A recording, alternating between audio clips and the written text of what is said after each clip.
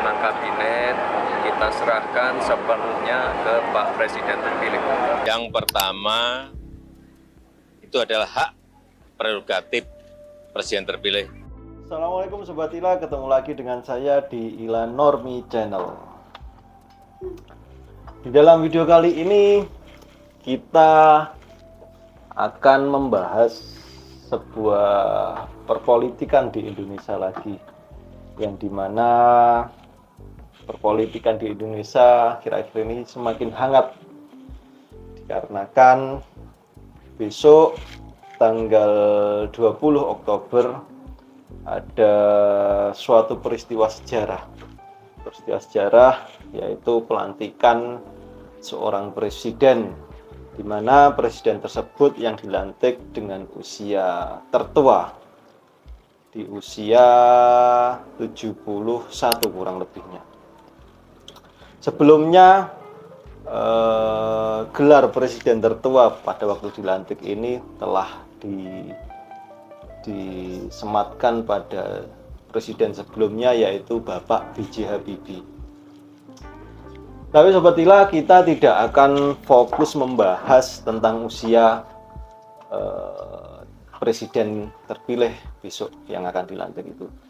Tapi di dalam video ini kita akan fokus membahas satu gerbong yang akan dipimpin oleh Bapak Prabowo Subianto, presiden terpilih kita di 5 tahun ke depan. Apa yang dipermasalahkan dengan gerbong pemerintahan saat ini? Ada beberapa pakar yang berpendapat bahwasanya menteri-menteri yang dipilih oleh Bapak Prabowo Subianto ini adalah menteri yang telah direkomendasikan pemerintah sebelumnya, yaitu Bapak Joko Widodo, di mana dengan adanya misi berkelanjutan dari pemerintah lama ke pemerintah baru, itu banyak pakar yang menjelaskan bahwasannya gerbong yang dipilih untuk membantu Pak Prabowo dalam kepemimpinan 5 tahun ke depan ini merepresentasikan kepemimpinan dari Pak Jokowi. Oke Sobat Ilah, apakah benar menteri-menteri yang dipilih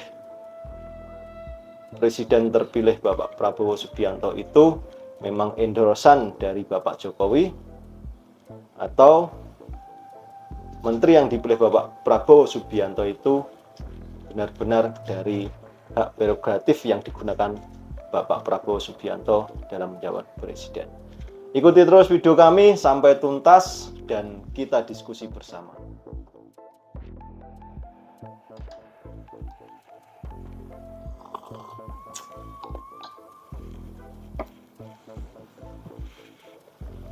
Sebelum kita berkesimpulan bahwasanya menteri yang dipilih Bapak Prabowo Subianto adalah endorsan dari pemerintah sebelumnya, yaitu Bapak Joko Widodo, kita mundur ke belakang dulu pada tanggal 13. Pada tanggal 13 Oktober kemarin, Bapak Prabowo Subianto telah bertemu dengan Bapak Joko Widodo berada di Solo dengan dalih untuk makan siang bersama. Nah, setelah sehari kemudian Bapak Prabowo telah memanggil di tanggal 14 itu Bapak Prabowo telah memanggil 49 orang calon menteri, di mana dari 49 orang tersebut yang 16 orang calon yang dipanggil Pak Prabowo untuk menjadi menteri itu adalah menteri aktif di pemerintahan Bapak Joko Widodo. Nah, dari sini banyak pakar menyimpulkan bahwasanya menteri-menteri yang dipanggil Pak Prabowo itu merepresentasikan atau endorsan dari seorang Joko Widodo. Kenapa hal demikian? Karena dilihat dari misi-misi dari Pak Prabowo sendiri itu telah menggendong misi dari Pak Jokowi, yaitu berkelanjutan dari pemerintah yang lama menuju ke pemerintah yang baru. Tapi mungkinkah hal itu bisa terjadi? Kalau dilihat dari tugas seorang menteri, apakah benar 16 orang yang saat ini masih menjabat di pemerintahan Pak Jokowi itu yang mungkin akan masuk di dalam pemerintahan Pak Prabowo itu benar-benar titipan atau representasi atau endorsan dari Pak Jokowi? Apakah benar? Dan apakah 16 orang tersebut akan terus mengikuti perintah dari Bapak Jokowi? Kalau dilihat dari tugas menteri, menteri tersebut bekerja tegak lurus dengan presidennya. Menteri tersebut tegak lurus bekerja dengan presiden. Nah, ketika nanti Bapak Jokowi tidak menjabat sebagai seorang presiden lagi, apakah mungkin 16 orang tersebut akan patuh tegak lurus mengikuti perintah dari Pak Jokowi? Menurut logika saya itu sangat tidak mungkin sekali, karena 16 orang tersebut juga tahu siapa orang yang akan membawainya. Atasannya itu siapa sebenarnya akan tahu, yaitu presiden yang terpilih Bapak Prabowo Subianto.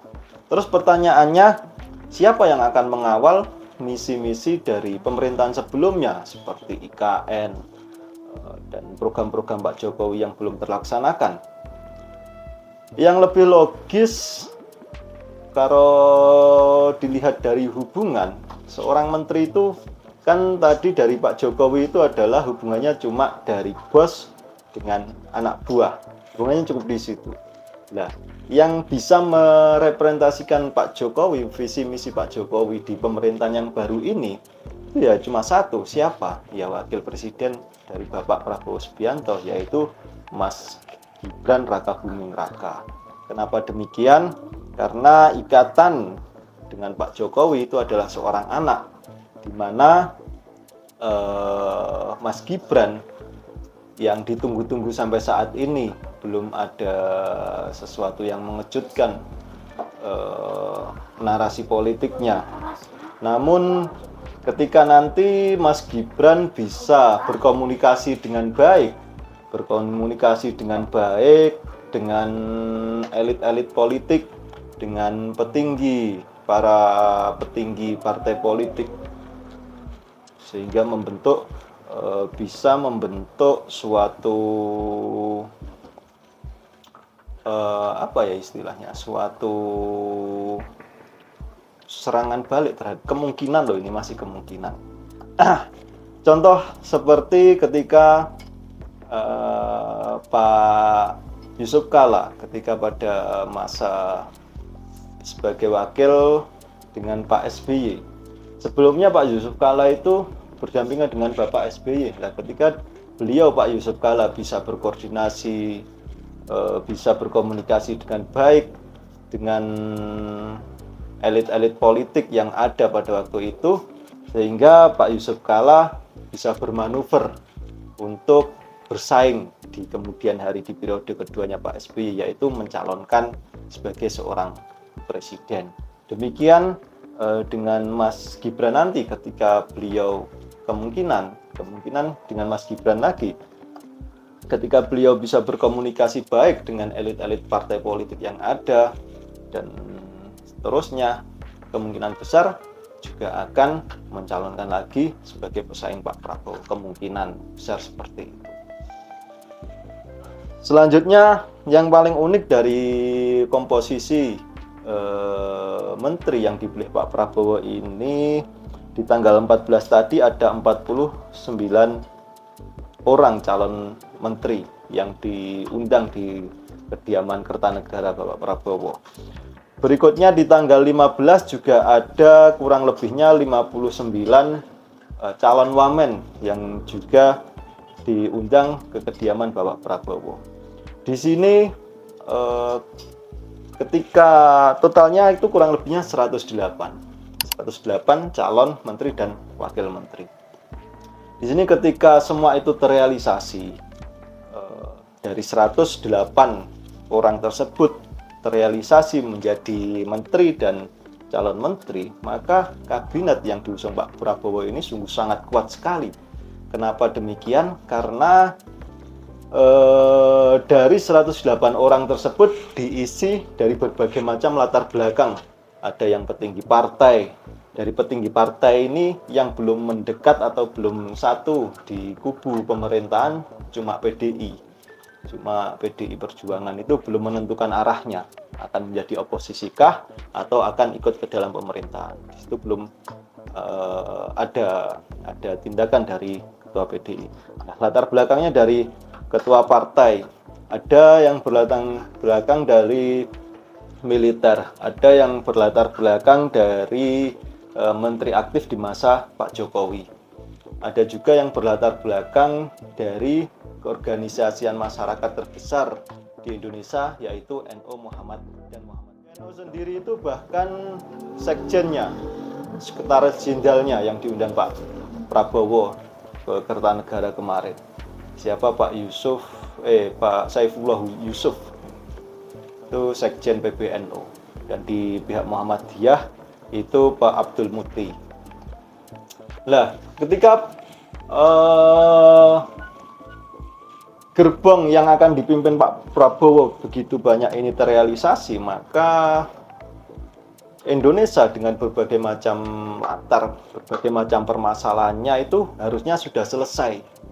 Entah itu tentang kemiskinan, tentang pengangguran, tentang korupsi, itu seharusnya selesai. Karena apa? Koalisi yang dibentuk Pak Prabowo itu sangat kuat sekali dan memungkinkan untuk memberantas semua itu semua. Memberantas masalah-masalah yang ada di Indonesia itu semua. Kemungkinan seperti itu.